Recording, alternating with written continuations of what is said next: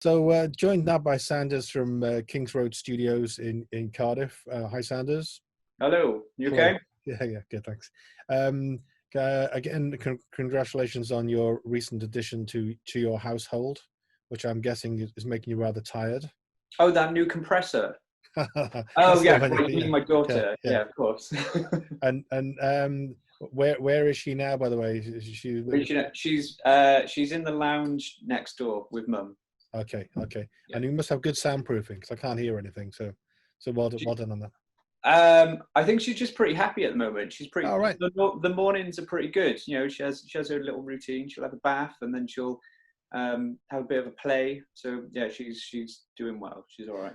Pretty cool, I think, as well for little ones who grow up with kind of musicians and people doing interesting stuff around them. Because hopefully, it's always going to be part of her life that her dad does that weird stuff with the musicians. I think that was one of the first things I said to her was like, "Oh, I'm the one that's going to be really loud and playing all sorts of music at you." But no, my wife is my wife's really into music as well. She's introduced me to so much music. When we first got together, that was one That's of the great. things that we really kind of first would talk about would be different bands or kind of different music and stuff. So she's going to be introducing her to a lot of music as well. Yeah, my wife is a music obsessive as well, so and she's always introducing me to new stuff even now. So I mean, I think that's a great thing. Yeah. Um, for people who don't know Kings Road Studio, the name sounds like it's such a great name anyway. It's Kings Road. It's got so much kudos anyway, hasn't it?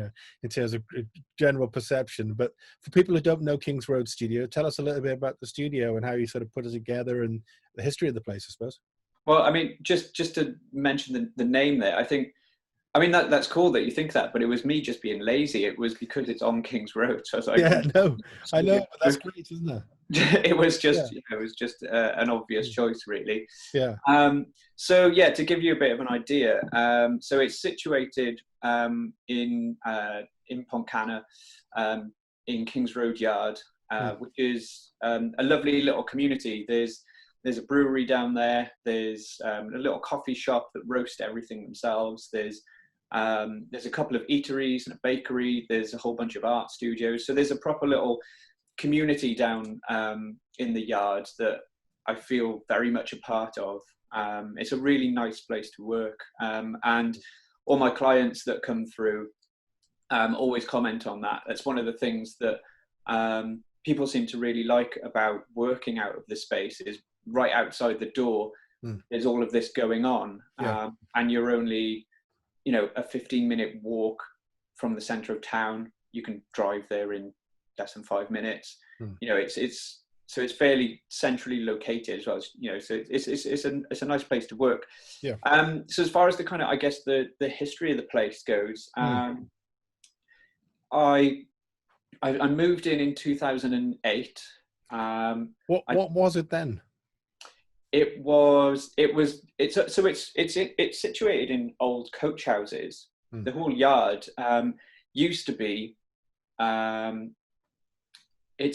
of been built. It's kind of modular. It started off and where I am is probably the oldest part of the yard, mm, as old coach houses, and where the brewery is situated and the art studios um, is an old what was a laundry, a laundromat for the St David's Hospital.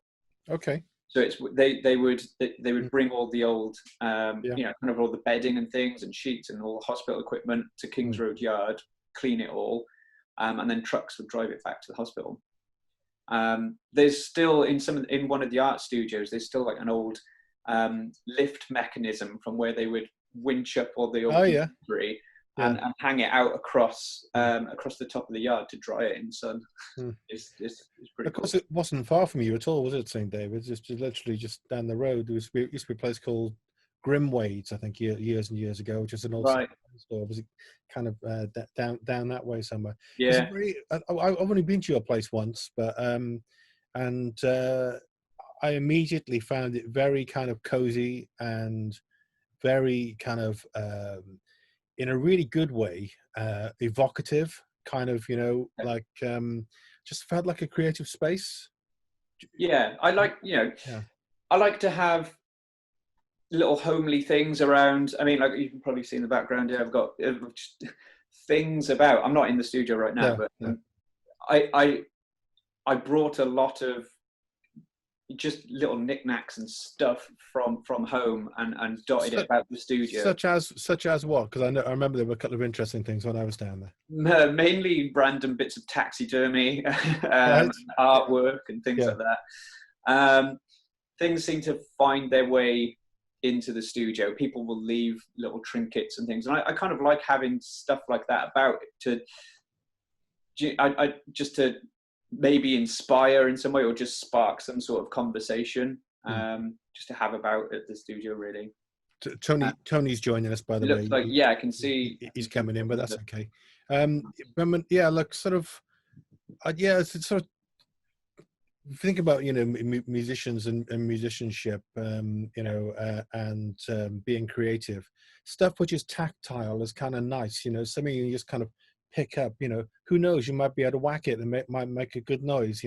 For sure, yeah. I like having, and I think that's important for me as as an engineer or as a studio owner or whatever, to have things around that musicians might not necessarily have access to. Something that makes maybe a little bit of a wacky noise, or Mr. Chapman.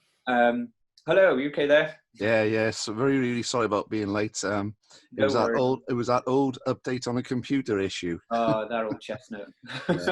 Sanders is just talking about in the studio how I was saying how it's kind of full of interesting things. Mm-hmm. And we were just saying about how musicians like to sort of experiment with things and do stuff. And sorry, Sanders. No, sorry. I was going to say there's something recently I picked up. I kind of took a bit of a punt on it. I saw somebody on Facebook selling. It was an old dynamic microphone. I think it was an old USSR microphone. It looked like something that would have maybe sat on somebody's desk or something at one point. Yeah. And it was something like 15 quid or something. The guy didn't know if it worked or what. So I'll take a punt on it. If it doesn't work, I'll just sit it on the desk and it looks cool. Turns out it does.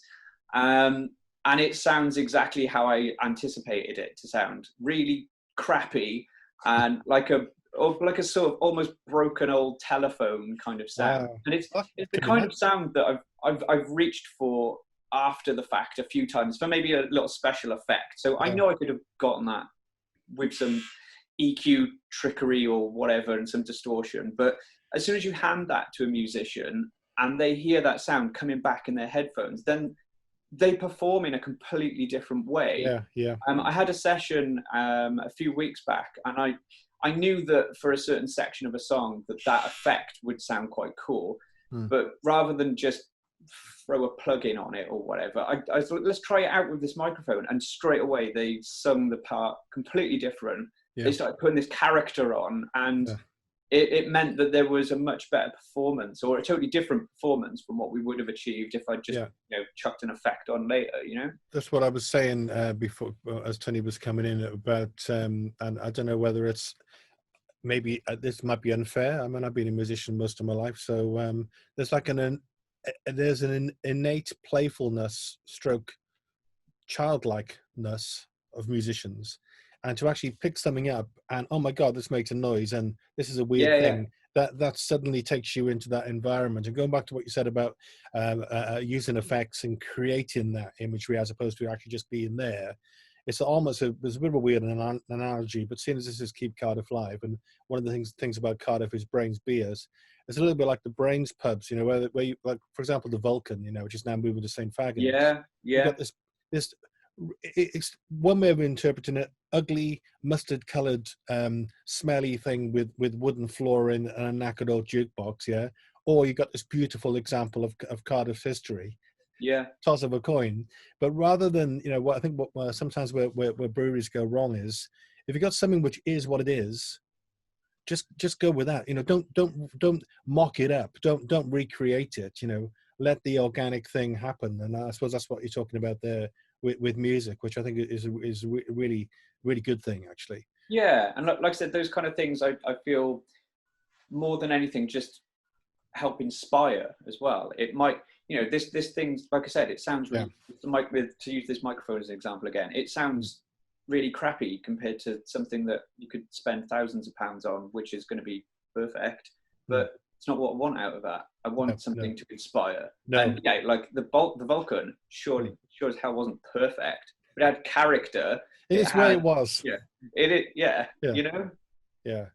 And and again, what you said about the perfection thing, Tony and I were talking to Danny Chang just the other day.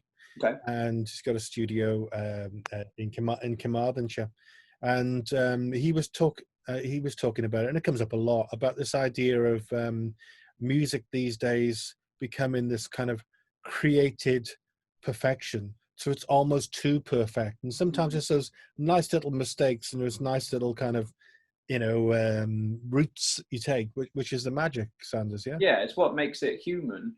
I find that sometimes I'll have these kind of conversations with maybe newer artists that are, maybe it might be their first or certainly like a quite early studio session, and have this idea that you're going to go into a studio and it's going to sound perfect, or it's going to, it's going to be this, that, or the other. But it's, it's those imperfections that, like you said, that make something feel real. And yeah, I think it's so important. It's certainly something I learned. It took me a little while when I first started recording. That was kind of what I was striving for. It was for perfect sound, and to have no bleed in microphones, or to try and capture the most pure sound I could. And I remember having a conversation with somebody once where, and they said, the bleed is what holds everything together. It's the glue. And I was like, once that kind of clicked in my mind, I was like, yeah, okay. Is it Rolling Stones, Let It Bleed? I think it was the Stones who said that. I think it was. Okay. And then if you ever have a band who weren't perfect, whether in live performance or recording, have been the longest existing rock and roll vehicle in the history of mankind. That's a pretty good example, really, Rolling Stones. Yeah, there you go. They've done all right. I don't. If I could, sorry, just come in a sec. Yeah. I think one of the things which you'll all understand is, like, when I started recording, I had a TIAC recorder, with a Porter Studios with a tape, and it was all set up in my bedroom. And it was like, well, I didn't have a reverb or anything, so how do I get a reverb? So I asked my friend, I get a long lead and I ask him to go and stand in the bathroom and sing in there to try to get a reverb.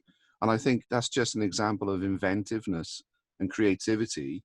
And I think the problem could be, not necessarily all the time, but with the technology we have now, to get that bathroom sound, you press one button and you get that, and it takes some of the invention out of it. I think it's happened with a lot of artists. You see it a lot now with photography as well, whereas before you'd have to use film and you'd have to use very creative techniques. Now virtually on your iPhone, you can get all those techniques within 2 seconds. So unfortunately, it bypasses some of that creativity and inventiveness with musicians sometimes. But it is, on the other hand, it's very nice. You can have a full string section within a few seconds instead of trying to find one. So I think it's just how you use it. I think myself. For sure, yeah, definitely. I feel like I came into producing records from an engineering kind of point of view. I've always been interested in sound and how to capture that or manipulate that or make it sound like something else. When time allows it on a session, it's really nice to have little kind of science experiments, if you will, and play about with things to try and do something or put something on a record that might not necessarily be expected or might be something that somebody else isn't doing, just to try and set something apart, or try recording things in what is not necessarily a traditional manner. To again, that goes back to the whole like trying to inspire musicians when you're working with them, you know. Yeah, I agree with that, because it works both ways. And if you're an engineer or producer, then you know, you're trying to get the best out of the artist as well, For sure. and try to get them to be creative. I mean, I remember, like, I think Steve Lillywhite saying they used to put a speaker in a staircase. I think a few people have done that, and then you put a microphone at the top of the staircase to get a different sound. And and then you've got effectively you've made a chamber, so you've got your reverb there going up a stairwell. Or, but I think there's another great story about Gary Newman where I think he was basically in a punk type of band, and they went in to rehearse, and there was a Moog over in the corner of the rehearsal studio, and he started playing around with it. And that's basically how Gary Newman got his sound. You know, if he had not have gone in and found that instrument and played around with it, it's like Steve was saying, that, you know, we have this very, very curious nature as musicians. And, you know, if there's something there and you just play around with it, then it could totally change the session. And then I think the producer, the engineer guides that as well, isn't it? That's the genius of it. Yeah, I think it, you know, as an engineer, you have to be ready to just go at any given moment. If a musician picks up something like this, you know, this sounds cool, I've got an idea, let's get it down. You know, you need to be on it and ready to get that down, and kind of, you know, forget yourself and not be like, oh, it has to sound perfect, or spend half an hour trying to make it sound perfect, by which point the musician's like, I don't even remember that idea anymore. And exactly. Now. You know, I would much rather capture an all right sounding amazing performance than an amazing sounding not all right performance. Do you know what I mean? Yeah, definitely.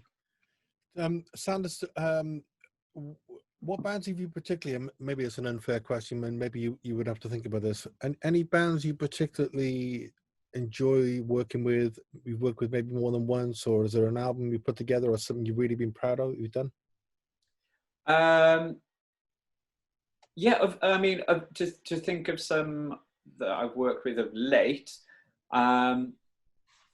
there's been a few this year that I've worked with that I've really particularly enjoyed.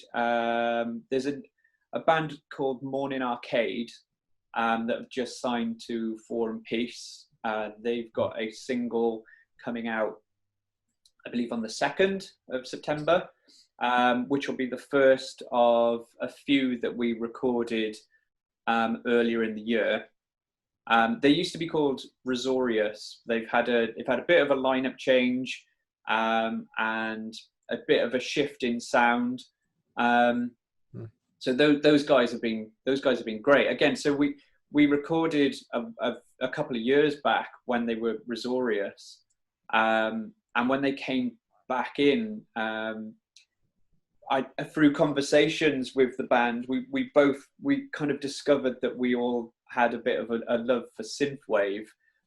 So this kind of indie guitar band have now kind of ideas are going, and it's like, oh, how about we try and get some of that in there? So that through experimenting in the studio, the band had kind of changed their sound up, and we kind of introduced this new way of working, where we were kind of blending drum machines with live drums and playing a lot with synthesis to kind of create this new sound. So in doing so, the band through that process in the studio, we've come up with this slightly new kind of way of working. So having now signed up with the guys at War and Peace, they've had a name change, and they're going out as Morning Arcade. So those guys have been great fun to work with, really cool.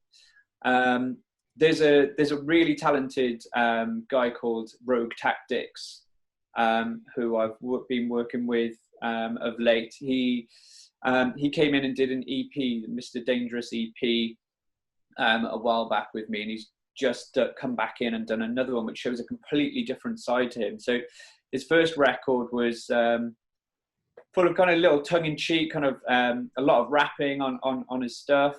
But when I first met him, he was more of a blues guitarist. He's come out with this completely new sound, but this new EP is kind of pulling more of that kind of blues vocal kind of style. So it's been great to see these two sides to his songwriting. A really talented chap. He put out a single from his last EP with a collaboration with Skunkadelic from Afro Cluster. The music video is brilliant. You guys should check it out. It's really cool. Yeah. It's all filmed in reverse. So he was telling me he had to phonetically kind of learn how to sing the song backwards so that when it played the right, kind of, so when it played back, it looked like he was, that sounded like it was a lot of hard work, but the video is brilliant. Really cool. Send us the link. I'm sure I will do. Yeah, I'll link you up. We'd love to see that. A couple of things which you're talking about there, which is maybe a bit of a bigger question, but Sanders makes music, and Sanders makes records rather. Sanders makes records. Let's think about that idea of making records. And you talked about singles, and you talked about EPs.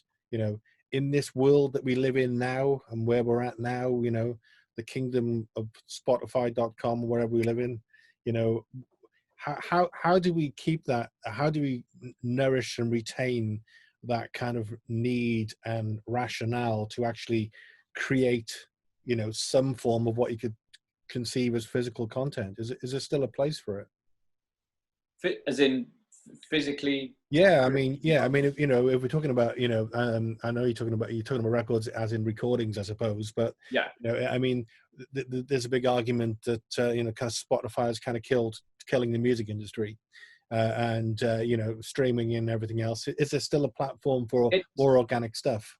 It certainly means that people are listening to music or consuming music in a very different way to certainly how I was consuming music when I was getting into it. And to touch upon the thing there with EPs, I've had this conversation with a couple of people over the past few weeks when we talk about singles or EPs or albums. And a lot of bands that I'm working with now seem to go in, they're either recording an album or a handful of singles. Whereas I think when I was first making music with people, a lot of people would come in and would be making EPs. They may come in and do 4 or 5 songs or an album. People are still coming in and doing 4 or 5 songs, but they're now 4 or 5 singles. And less so EPs. I just feel that with the way that people are consuming music on Spotify, it's a lot of playlists. So they may be cherry picking the odd song, maybe from something from this band or something from that artist or whatever, or just putting on like an artist radio that's they may like a particular artist, so they'll find some similar stuff that way or whatever. I do the same. Like if I like a particular artist, then I listen to their radio, and that's how I've been discovering a lot of new music.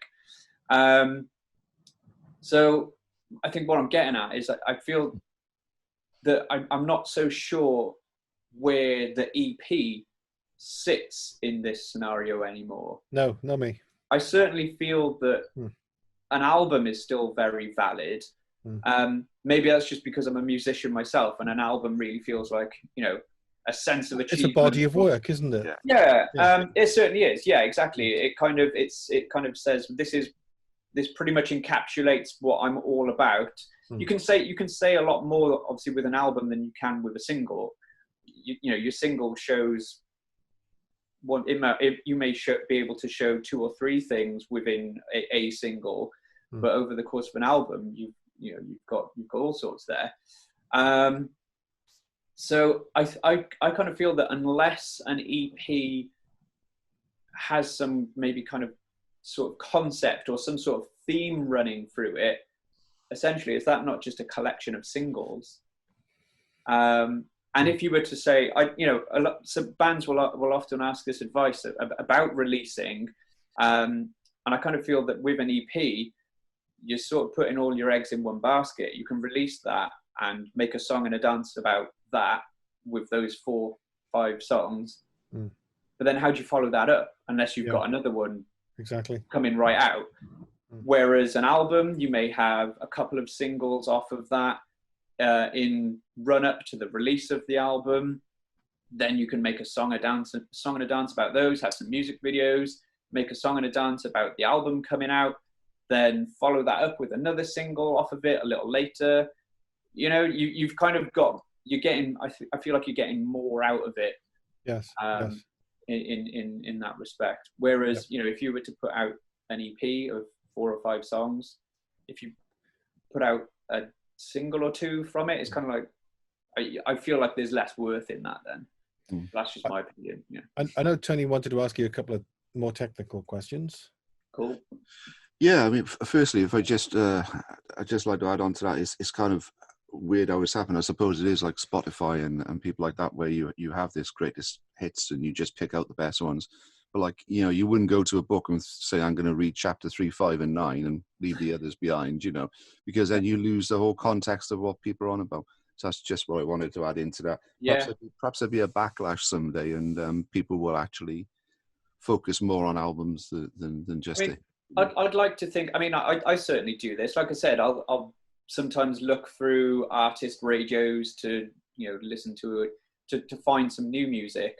And if there's something that I happen upon that I particularly like, then I'll go to that artist's Spotify profile and then listen to their albums or listen to the, you know, whatever they've got on there. So that's kind of how I feel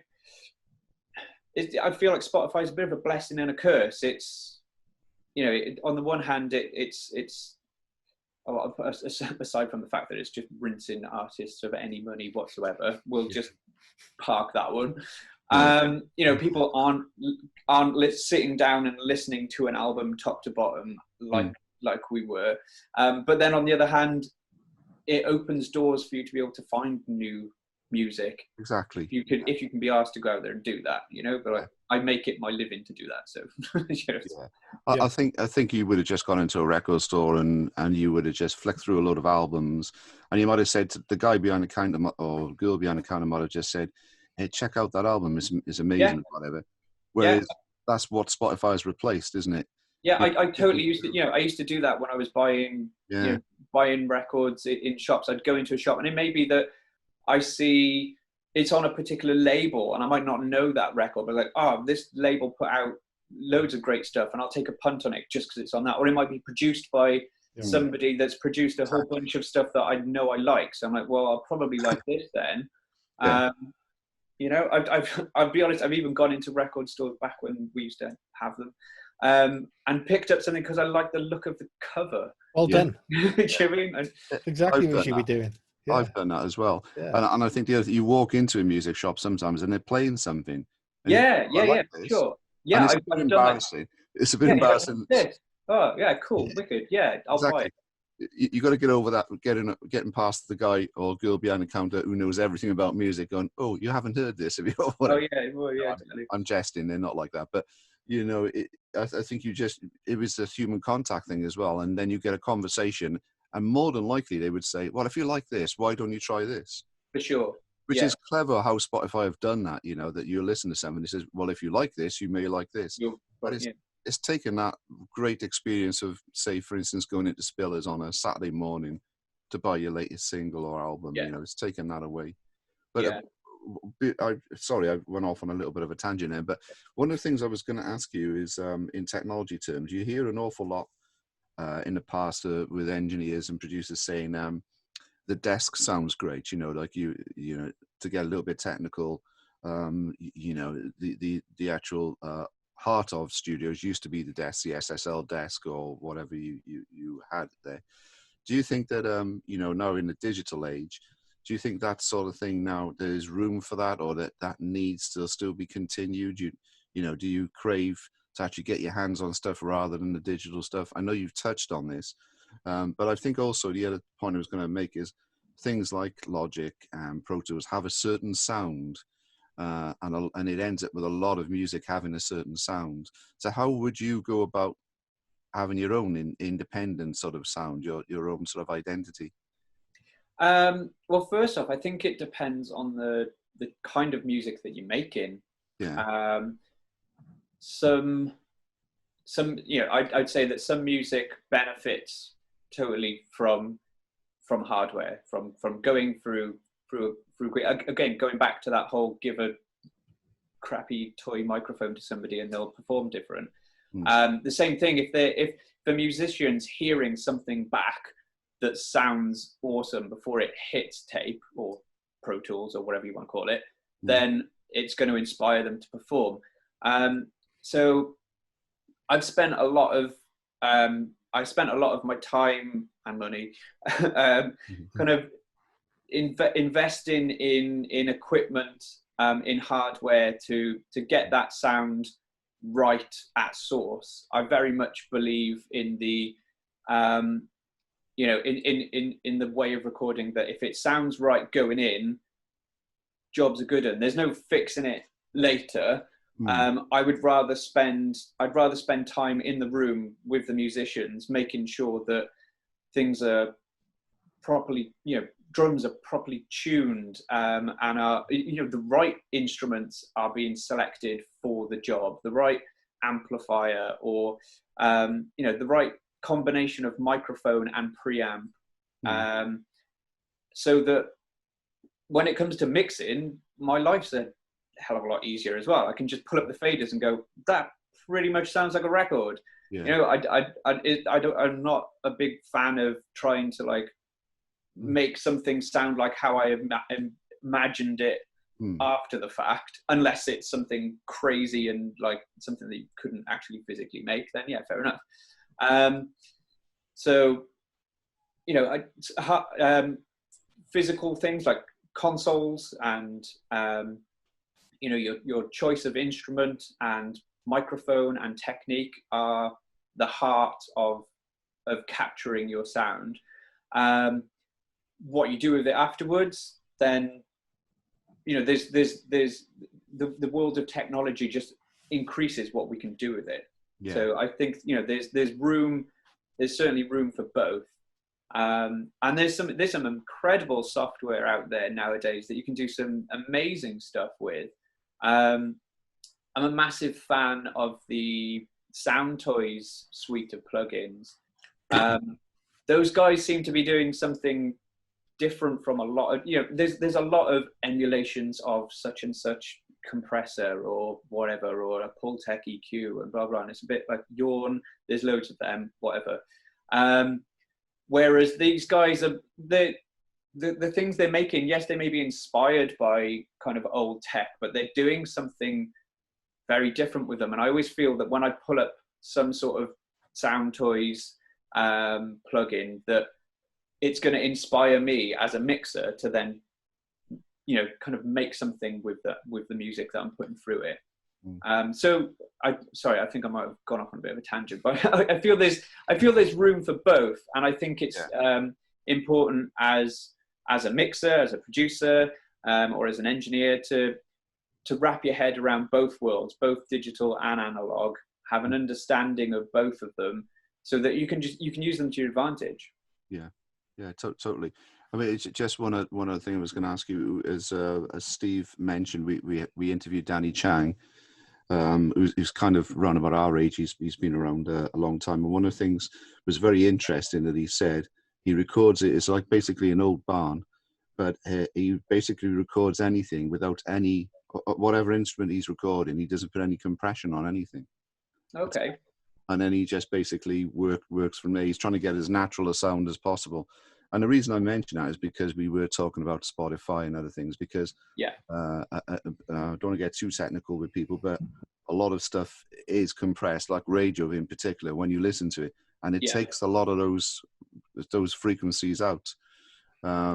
So I just wondered, you know, what you thought about that, because it seems to be like there's a lot of producers, and say like Spotify and all these other things, it's just compress, and you don't really hear a lot of stuff that's going on. Yeah. I don't know how you felt about that. I think that comes down to, you know, making a dynamic mix as well. I mean, I certainly don't shy away from compression. I'll be honest with you. I track with, if it needs it, I'll track with compression, just because I know for instance, I may track with some compression on a vocal because I know I'm going to want to level it out a little Right. later. Yeah. But I'm not going to, unless I'm going for that sound, I'm not necessarily going to absolutely smash it. I mean, I will do if I particularly wanted that sound. Yeah. If I was going for a distorted Jack White thing, then I'd, to get really technical, ride an LA2A really hard out on the way in, because I know I'm going to want to have that sound anyway. But you know, I think it's still, you know, it's important to preserve those dynamics. So obviously, if I deliver an over compressed mix, then the mastering engineer's hands are tied. Yeah. They can't really do a whole lot of it, and it's only going to end up getting squashed down the line by the time it goes on. And you know, as an MP3 and it ends up in somebody's earbuds, it's just one big fuzzy sausage, really. And it's just having that intelligence to think, well, this is the starting point of recording. There's going to be so many layers of other things going on, like you say, mixing, mastering, you know. Yeah, I'm aware that, you know, once I've mixed a track, that's not the end. No. There's somebody else going to put their ears on it, and somebody else are going to do things with that. So yeah, you know, the mastering process is the next stage. I almost see that as like the cherry on top of the cake, you know. So I'm aware of that process happening after I've done what I've done. So I want to make sure that, you know, I'm leaving the mastering engineer some wiggle room. You know. I just think you just come up with a great name for a band there, Fuzzy Sausage. I mean, that's, it does. It's a concept album waiting to happen. It's just like that, you know, and it's like there's no quiet or loud. It's just one I know what you mean, fuzzy sausage. Just a great expression as well there. How's my guitar? It's lovely. It's been getting quite a bit of use down at the studio. Still mine, you know, still mine. It's still yours. Yeah, I tell everybody, it's like, do you want to use Steve's guitar? It's a fantastic looking guitar as well, isn't it? It is, yeah. It's great sounding, but it's silver lame, you know. This is beautiful. Yeah, it's a nice guitar. Wonder. Yeah, I genuinely always, I know Tony will agree with this, I'm sure you two too. I always regret selling guitars, but you know, sometimes I don't know. I can't justify having them all, but anyway, who you were mixing yesterday? You were in the studio again in about, I don't know, half an hour or something. So what's the time? But you got about half an hour or so. I think. I know you're not far away, but we'll keep. You know, we know you're a busy guy. Great that you are so busy. Just tell us what you're currently up to. So I'm up to. I'm mixing this week. For a band called Columbia. We're kind of halfway through an album at the moment. We've kind of split things in half. So we've done 4 tracks so far, and we've got another session coming up where we'll do another batch of songs. We've kind of been doing those in little batches. I kind of go through stages, really. I do a whole bunch of, it all seems to bunch together. Either I'm doing a lot of tracking or a lot of mixing. So today I've got some mixing with a good buddy of mine. Like I said, then rest of the week back on the Columbia stuff. A couple of small, like, kind of editing sessions at the beginning of next week. And then towards the back end of next week, I'm working with a new band that I haven't worked with before. So we're going to be tracking for a few days. So yeah, it's keeping me busy. Yeah. And it's reassuring actually that you are so busy, because, you know, I mean, without going back to that conversation I was having with you earlier, I do genuinely worry about the future of creativity in music, in that, you know, the way the kind of industry is. I don't know, does there come a cutoff point? But, you know, hopefully not. People are always going to want to be creative. It's just, if there's no kind of output, there's no reward for it, you know, how can you continue to be creative if we don't get stuff back? We were talking as well, Sanders, earlier, and I was saying to you that I'd seen something that you'd put out there, and I'd misinterpreted it to suggest that you were moving away from Kings Road, but that's actually far from the truth. You were talking about essentially kind of taking a different approach and moving in a slightly different direction. But maybe you can explain how that pans out. Yeah. So I kind of put that out there to just yeah, kind of just say I've kind of reached a certain. I feel like I've reached a certain point, really. I love Kings Road dearly. It's my home from home, and as I mentioned earlier, it's such a lovely creative space to work in. Not just the studio, but the yard and the community that work down there. So I'm not going anywhere. But I kind of feel like it had gotten to a point where it was like Kings Road is the Kings Road is the space, but I make the records. It's me that's making the music. So I think that what that post was saying was kind of just sort of drawing a line under that and saying that I kind of want to be promoting. I've spent all this time and effort, like I said, since 2008 down there, promoting Kings Road Studio and being Kings Road Studio, as opposed to being Andrew Sanders. And at the end of the day, whether I'm there at Kings Road or I'm in any other studio in any other space, it's still me making with those bands, making those records. So I just feel like it's a bit the kind of time where I should start really putting my name there first rather than the Kings Road brand. So that was what that post was all about, really. And a few people were like, "Oh, are you leaving the studio? Where are you going?" A couple of bands were like, "Oh, so can we rent it instead?" I was like, "Oh, no, I'm not giving it up. It's not going anywhere." Oh, well, that's good anyway. And I wish you well in that. And again, we were talking earlier about some of the kind of traveling that's going to engender, and it's really exciting. I think I think it'd be great fun for you and for the bands, and you can develop, can't you, what you're doing?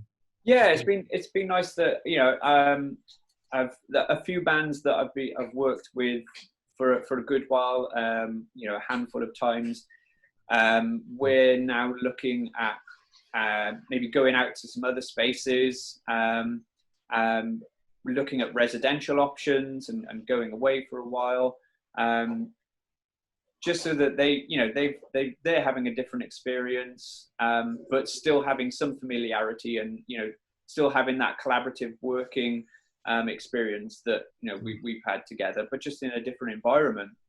Just to give you another crazy example, another crazy Cardiff example. Years ago, I used to rehearse. I was working with a couple of guys, and they were both nurses at Whitchurch Hospital. So there was a room in the hospital that we could access and rehearsing. And then years later, when the hospital was starting to be closed down, it was going to be knocked down, so it wasn't in use, but the power was still on. So we went back and we spent this afternoon rehearsing in a disused ward on Whitchurch Hospital, but and like it's dilapidated wallpaper, the wallpaper's coming off and the windows are cracked, and but it was just a tremendously inspirational environment.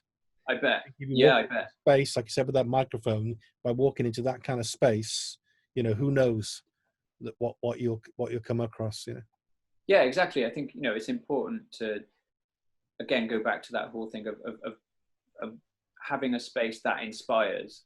Yeah. So I really like the idea of being able to go out to a different space and work elsewhere, and not just for the the musicians to be inspired, but for me to be inspired as well.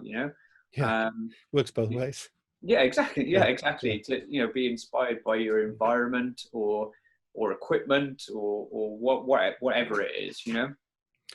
And just to say as well, because obviously you've got to crack off and just do some more stuff now. So thank you for your time. Really good to talk to you. You too. If you're working with any bands, I'm speaking for Tony, I'm sure Tony would agree. If you've got any bands you're working with and you think, you'd like to push them towards Keep Cardiff Live and, For sure. video content or recordings or, when you get singles coming out and stuff, then by all means, it's all about Cardiff. It's all about music. So just get over. Yeah, definitely. If you've got a chance to do that, I would be really interested. I just want to say we did come down and visit you at the studio, and I loved it. It's a great atmosphere down there. But I mean, the point is, you make that atmosphere. So good luck when you move on and do some other places as well.